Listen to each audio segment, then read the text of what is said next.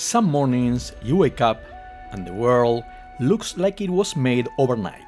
2,000 years of work, still standing. Peace, quiet. I could get used to this. But we are getting ahead of ourselves.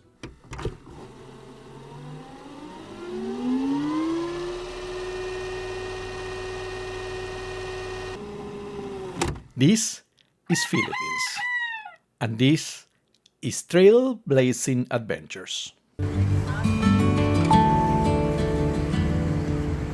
The trip starts in Manila, 8 hours overnight.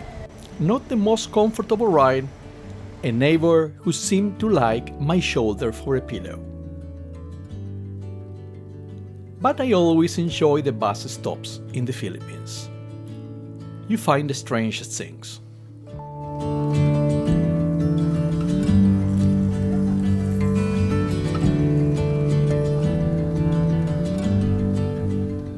We reach Banaue, 8 hours and 1,000 curves later. Hey, welcome to Banaue. Is that safe there? It's safe. You're gonna stay there? Not gonna go anywhere? The tricycle that picked me up at the tourist office became my loyal companion for the next 3 days. These aren't the tricycles you find in the flatlands. Smaller, lower gear, built for mountain terrain. Maximum 2 passengers, if you don't mind the squeeze. Solo traveling has its advantages. Bogah Lodge, beautiful views over the Banaue terraces, good food, clean room, hot shower. After 8 hours on a bus, you learn to appreciate the small things. I was tempted to take a nap, but with only 3 full days in Banaue, I need to make the most of it. A good breakfast and 2 cups of coffee will do. We came all the way here for terraces, and Banaue delivers in just a few minutes.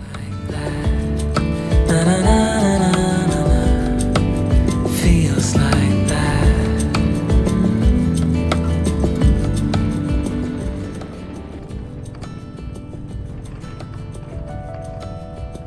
These terraces have been on the Philippines 1,000 peso bill long enough that even Filipinos who've never been here feel like they know this view. Like the summer rain that falls so slowly on the naked skin upon your back. Oh, it feels like that, like a love song on a worn out track. Yeah, it feels like that. Feels like that. The driver makes the obligatory MoMA stop. Betel nut, areca nut, betel leaf, lime paste. Up here, in the Cordillera, it keeps you warm and keeps you awake on roads like this. In the Bolivian Andes, it's coca leaves. In the Philippine Cordillera, MoMA. To do all this climbing, a little pick-me-up might be needed.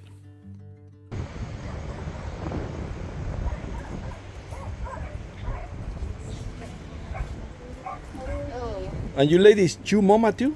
Yes, we chew it. But now there is no teeth. That is when we stop chewing bitter now. You stopped? Yes, you cannot chew because we have no teeth. Yeah, because you did too much mama. That's why you don't have no teeth.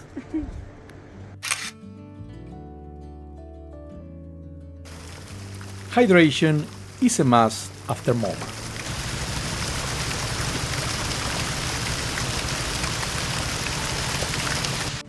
Good. So we arrive at Hungduan, home of the 5 terraces in the Banaue region to carry the UNESCO World Heritage designation.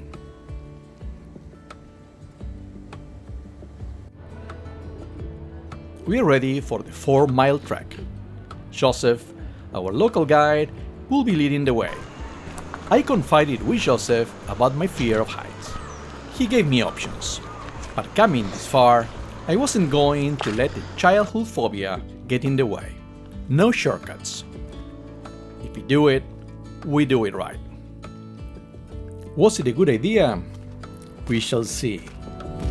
Oh, it feels like that, like the summer sun on quiet tracks. It's fear. It's not physical. Oh, it feels like that, like the summer rain that falls so slowly on the naked skin upon your back. Oh, it feels like that, like a love song on a worn out track. Yeah, it feels like that. Feels like that.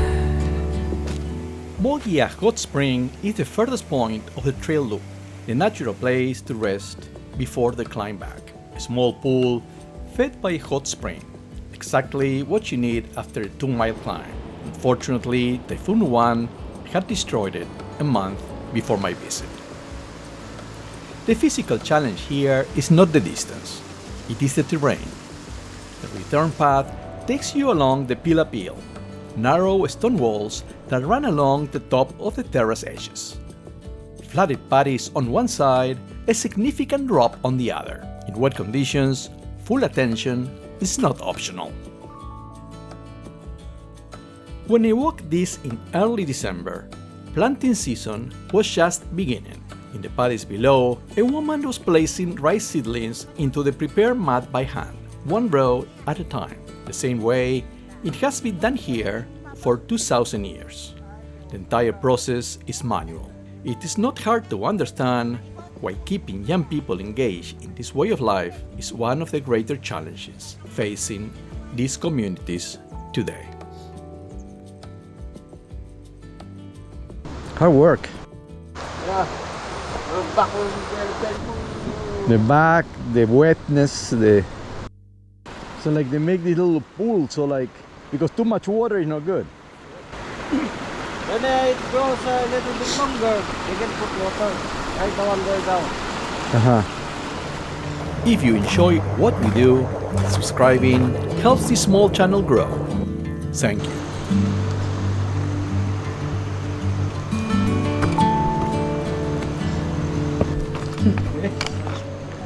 And I guess this dog like us, been following us for a mile over ridges and stairs. Not all the terraces grow rice anymore. Many families now cultivate tomatoes and other crops alongside Tinawon rice, diversifying their income on the same land their ancestors carved out centuries ago. Income diversification wins over millenary practices, as it should. More than once, it got nicer than I expected. Having some local encouragement always helps. I'm stuck here, Joseph. I have a moment of stuckness. Step 1. 2, 3, 4. Don't. And I'm stay here now.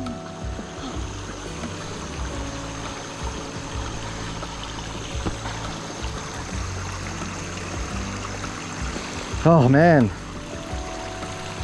I don't like this.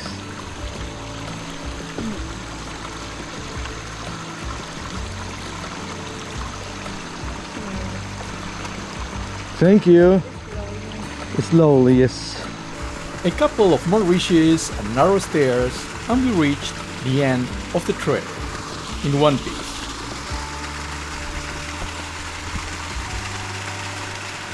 First? May I see? Yes, because it's gonna take forever. No.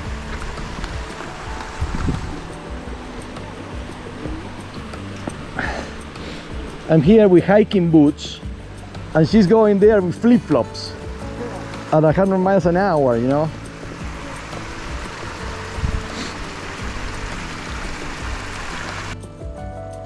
More close calls than I would have liked, but the cooperation of the hiking gods held up the downpour to the very end. Time to sit down and have a snack in a friendly shop.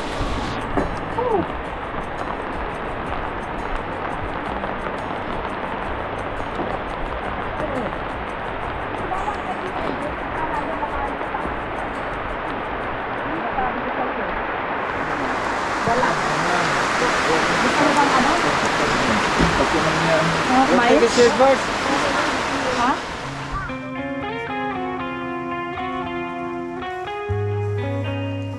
Downtown Banaue is a typical mountain hub.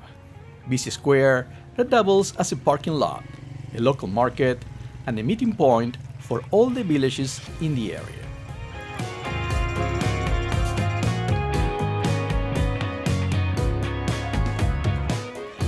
The night I visited, there was a festival. After a day out on the trail, give me meat on a stick, plenty of sauce, a plastic stool, and I am a happy man. I'm gonna have some barbecue. Yeah, the barbecue is good.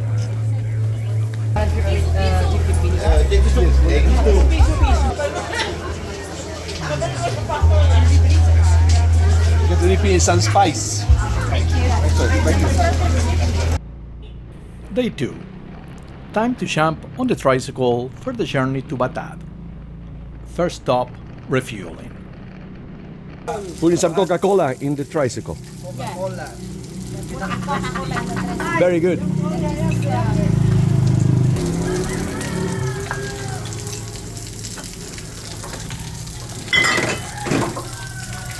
Only in the Philippines you have a scene like this. No, other countries.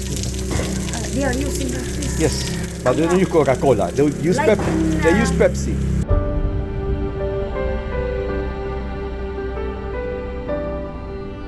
The road to Batad has as many turns as opportunities to witness Cordillera everyday life. Basketball is the main team sport in the Philippines. And why not stop for some hoops on the road?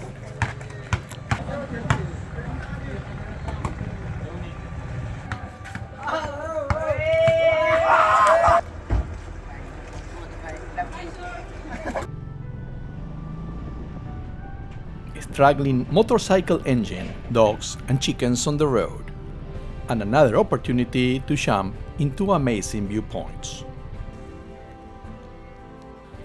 And also a local craft store showing some great artistry and a view to match. I was halfway through a 3-month Southeast Asia trip, carry-on and a backpack. Otherwise, I would have bought half the store. A small sand cart had to do. So you have sunrise. Yeah. What is this one? Oh, that is sun means welcome. This one. This is welcome. Yeah, yeah. Beautiful. Wow, look at the view from here.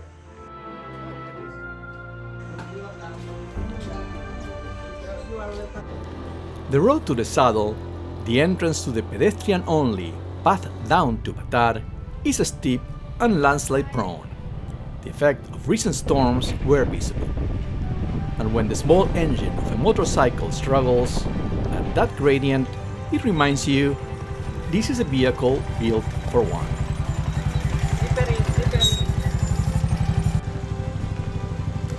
It's like rock.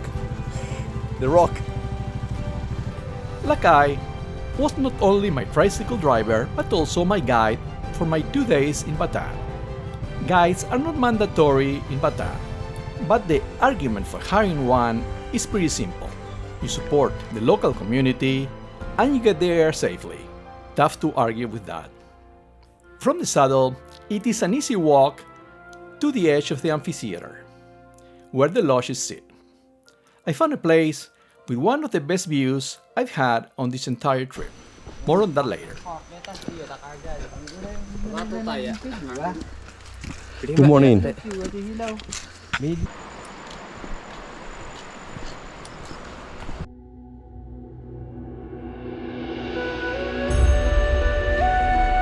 You reach Batad and you already understand why you came. The immensity of it, the scale, carved into this mountain by the Ifugao people by hand over 2,000 years ago. If there is a place that deserves an UNESCO World Heritage designation, is this one. Lakay laid out two options for reaching the amphitheater viewpoint. One involved the balancing act between the terraces again, narrow paths and a steep descent into the village. The other one hacked the western side of the mountain, a trail that reached different viewpoints along the way. Not much easier, but no narrow ledges in principle. Up the mountain we go. The trail was wet and challenging. It also passed through backyards and a village grocery store.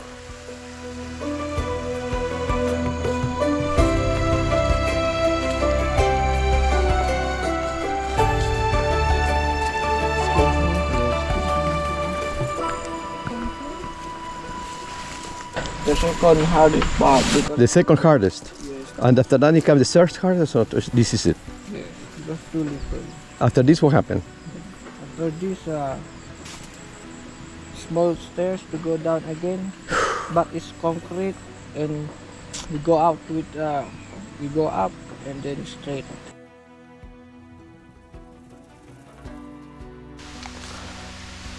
Okay.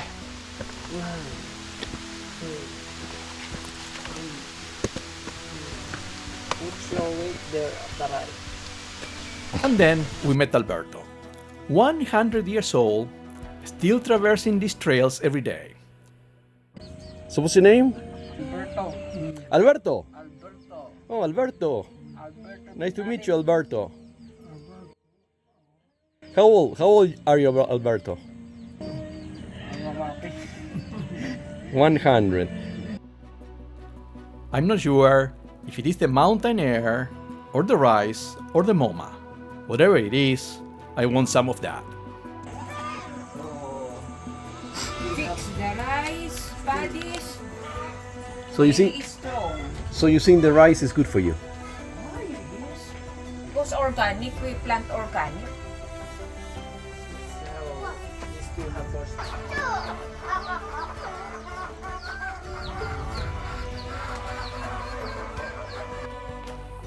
And we reach the viewpoint. Spectacular views of the amphitheater, the full scale of it, finally.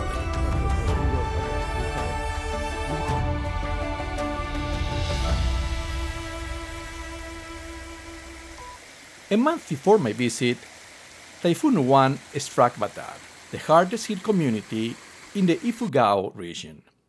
A massive landslide reached the edge of the village. 2 people were killed, homes destroyed, the local school, a visible scar cut through the terrace walls. You can see it clearly from the village. Time to find my inn and a well-deserved cold coconut juice with the best view in Batad, Rita's Inn. Staying at Rita's is like staying with family. Great food, great conversations, neighbors, stopping for dinner. And Charmaine, Rita's daughter, the owner, the best cook and host one could ask for.